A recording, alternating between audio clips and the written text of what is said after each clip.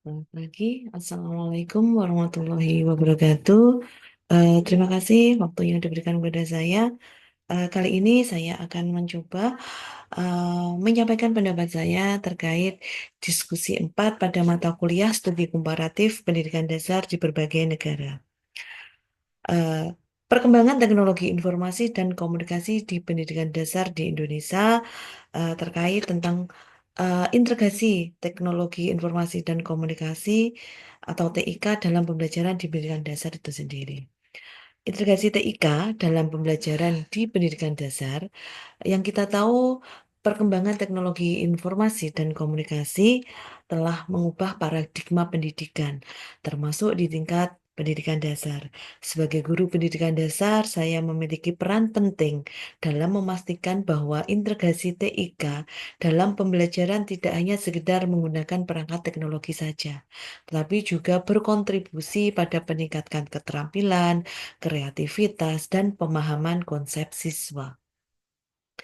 Adapun tujuan dalam pengintegrasian TIK dalam pendidikan dasar untuk yang pertama meningkatkan keterampilan digital siswa sejak dini, meningkatkan keterampilan dan motivasi siswa dalam belajar melalui metode yang interaktif, membantu siswa memahami konsep secara lebih mendalam dengan visualisasi dan simulasi digital.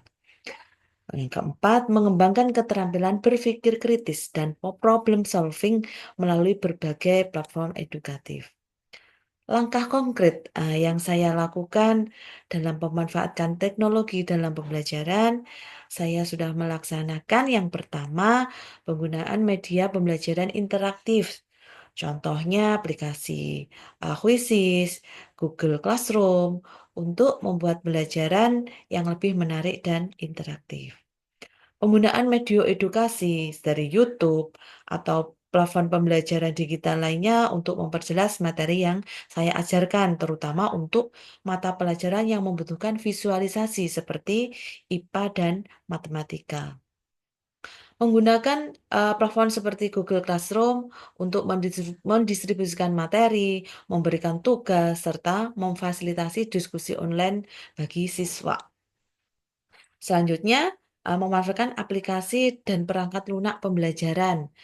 Untuk pembelajaran literasi itu sendiri, saya menggunakan Book Creator, di mana siswa dapat menulis atau membuat buku digital sendiri, sehingga meningkatkan kreativitas siswa dalam menulis.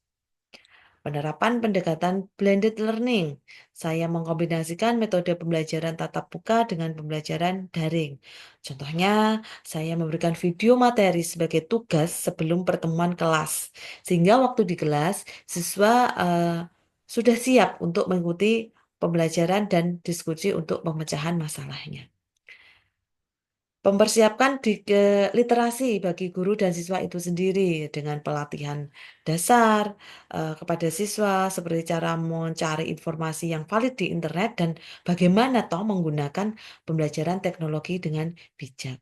Untuk guru mengadakan pelatihan peningkatan keterampilan mereka dalam menggunakan teknologi dalam pembelajaran. Ini biasanya dilaksanakan dalam tingkat kecamatan secara rutin setiap kecamatan. Jadi kita bertukar bertukar inovasi, bertukar informasi dari berbagai sekolahan di tingkat kecamatan dalam kelompok kerja guru. Dampak positif integrasi TIK dalam pembelajaran, yang pertama peningkatan motivasi dan partisipasi siswa. Siswa lebih antusias dalam belajar karena penggunaan media interaktif membuat pembelajaran menjadi lebih menarik. Siswa lebih aktif dalam berdiskusi dan mengajukan pertanyaan karena mereka dapat mengakses materi secara mandiri melalui platform digital. Pemahaman konsep yang lebih baik melalui visualisasi dan simulasi interaktif, konsep yang abstrak menjadi lebih mudah dipahami oleh siswa. Video pembelajaran dan simulasi memungkinkan siswa untuk melihat langsung bagaimana suatu konsep itu bekerja dalam kehidupan nyata. Peningkatan keterampilan digital siswa. Siswa tidak hanya belajar materi pelajaran, tetapi juga mengembangkan keterampilan teknologi yang sangat dibutuhkan di era digital. Mereka mulai terbiasa dengan berbagai platform pembelajaran digital, sehingga lebih siap menghadapi tantangan di jenjang pendidikan berikutnya. Fleksibilitas dalam pembelajaran. Dengan pembelajaran daring, siswa dapat belajar kapan saja dan di mana saja sesuai dengan ritme mereka, sesuai dengan mood mereka, kapan mereka mau belajar. Bagi siswa yang tertinggal dalam pembelajaran, mereka dapat mengakses kembali materi dan latihan secara mandiri di rumah. Tantangan dalam pengimplementasian teknologi dalam pembelajaran, yang pertama, keterbatasan akses teknologi. Tidak semua siswa itu memiliki akses ke perangkat digital dan internet di rumah, yang bisa menjadi kendala dalam penerapan pembelajaran berbasis teknologi. Beberapa sekolah, contohnya di sekolah saya sendiri, masih memiliki keterbatasan dalam fasilitas teknologi seperti jumlah LCD, jumlah komputer yang ada di sekolahan. Adapun seperti perangkat HP pun itu anak-anak masih banyak yang jadi satu dengan orang tuanya. Kurangnya literasi digital di kalangan guru dan siswa. Beberapa guru masih kesulitan dalam mengadaptasi teknologi baru dalam pembelajaran karena kurangnya pelatihan yang mandiri. Ini contohnya karena masih banyak guru yang sudah berusia lanjut, jadi mereka beliau-beliaunya itu kesulitan untuk belajar teknologi.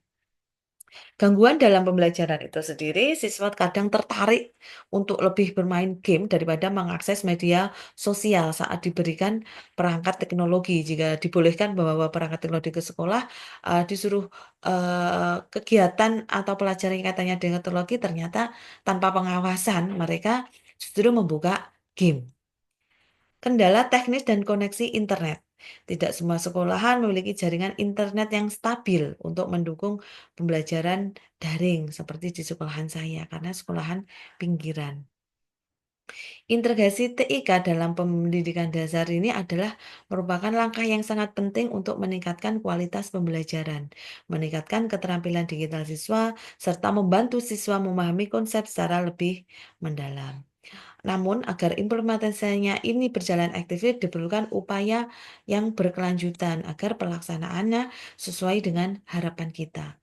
Dengan pendekatan yang sistematis dan dukungan dari berbagai pihak, integrasi TIK dalam pendidikan dasar diharapkan dapat berjalan lebih efektif, memberikan dampak positif yang optimal bagi siswa, dan membantu mereka mempersiapkan diri untuk tantangan di masa yang akan datang.